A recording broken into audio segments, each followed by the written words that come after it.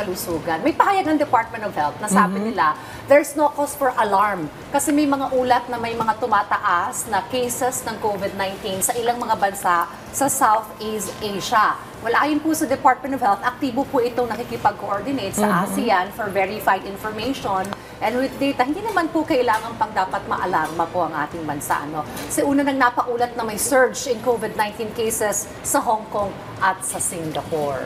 Tsaka ano yan, yung COVID kasi talagang kasama na natin yan, di ba? Parang hindi naman yan totally, sinasabi nga ng mga expert, di ba? Hindi na yan totally mawawala. So, kailangan masanay na rin tayo.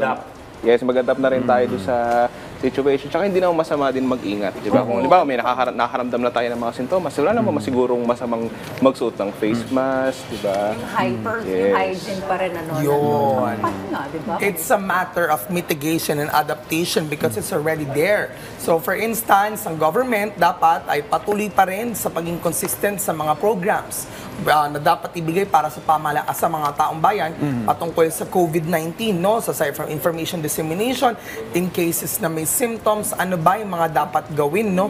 Although our department is ready for that, kailangan mas alam pa ng mga tao on how this could be adapted, no? Kasi andyan na siya sa atin. And, you know, since Philippines, tayo napakaraming kaso ng COVID-19 sa atin way back. And of course, maraming mga mahal natin sa buhay ang nawala. At sa naging danas natin sa COVID-19 ay marami na tayong natutuhan mula dito, both on the economic and the humanity side. So tayo, isipin natin na ngayon, kung mangyari man sa atin, may mararamdaman tayong kakaiba, simptomas, mag-face mask agad tayo, mag-stay muna tayo sa ating mga bahay. Kapag pumunta sa mga ospital, naka-face mask pa din para hindi rin tayo makahawa. Diba?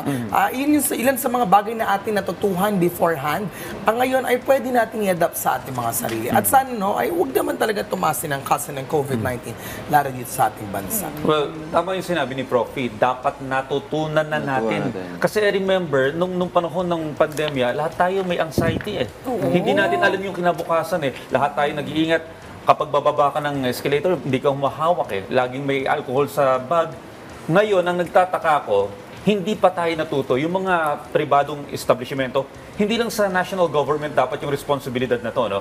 Maging yung mga pangkaraniwang Pilipino at mga private establishments, yung mga pinakamalalaking mall, obserbahan niyo po, wala na yung mga alcohol. Wala na rin laman minsan. Wala na mga laman. Shared responsibility. Safety po natin ito na dapat hindi na maulit yung nangyari 5 years ago. Ayaw na natin maulit yun. So ingatan natin yung ating sarili. Medyo nakikita ko yung movement ng mga tao, medyo complacent na. Balik na. So, magsimula po ito sa atin lahat at maging yung mga private sector.